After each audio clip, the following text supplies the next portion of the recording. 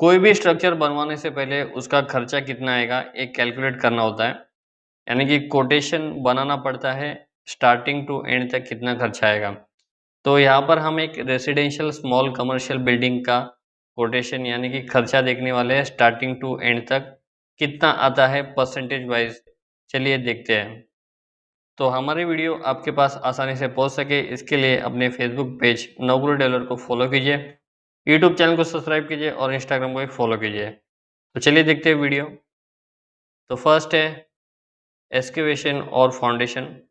इसमें 8% से लेके 12% का खर्चा आ सकता है और काम होता है earthwork, PCC, footing, foundation concrete, waterproofing और बैकफिलिंग। सेकंड है आरसीसी स्ट्रक्चरल फ्रेम।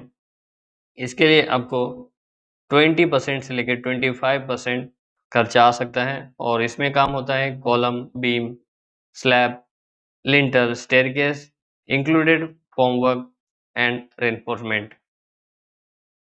थर्ड है ब्रिक वर्क, ब्लॉक वर्क। इसमें आपको 8% से लेकर 10% का खर्चा आ सकता है और काम होता है missionary wall for both internal और एक्सटर्नल पार्टीशन। फोर्थ है प्लास्टरिंग, इंटरनल एंड एक्सटर्नल। इसके लिए आपको 5 से 7% का खर्चा आ सकता है और इसमें काम होता है cement plaster, waterproof plaster for external wall. Fifth है फ्लोरिंग एंड स्कीटिंग।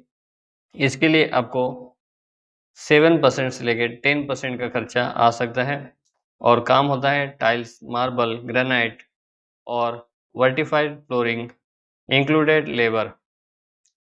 सिक्स्थ है डोर एंड विंडोज। इसके लिए आपको 6% से लेके 8% का खर्चा आ सकता है और काम होता है would, aluminium, UPVC frame and shutter included fitting. Seventh है प्लम्बिंग एंड सैनिटरी वर्क। इसके लिए आपको 6 से लेके 8% का खर्चा आ सकता है और इसमें काम होता है pipe fitting, sanitary fixtures, water supply, drainage system. 8 है इलेक्ट्रिक वर्क। इसके लिए आपको खर्चा आएगा 6 से लेके 8%। काम होता है wiring, conduct, switches, socket, MCBs, light, fan.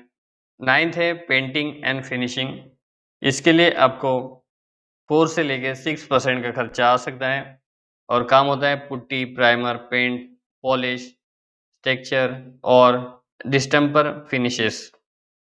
10th है रूफिंग और वाटरप्रूफिंग। इसके लिए आपको 3 से लेके 5% का खर्चा आ सकता है और काम होता है roof slab, waterproofing, insulation and tile finish. तो दोस्तों ये थे स्मॉल रेसिडेंशियल बिल्डिंग के लिए खर्चा जो हमने स्टार्टिंग टू एंड लिया है और परसेंटेज में खर्चा है। तो ऐसे आप कैलकुलेट कर सकते हो कितना खर्चा आ सकता है आपके जो भी स्ट्रक्चर बनवा रहे हो या फिर आप कोई भी बिल्डिंग, टनल, ब्रिज बनवा रहे हो तो उसका पहले ऐसे खर्चा पता कीजिए। तो दोस्तों ऐसे सिंपल कॉन्सेप्ट और कैलकुलेशन सीखने के लिए, जानने के लिए, समझने के लिए अपने फेसबुक पेज नवगुरु डेवलपर को फॉलो कीजिए, यूट्यूब चैनल को सब्सक्राइब कीजिए और इंस्टाग्राम को भी फॉलो कीजिए।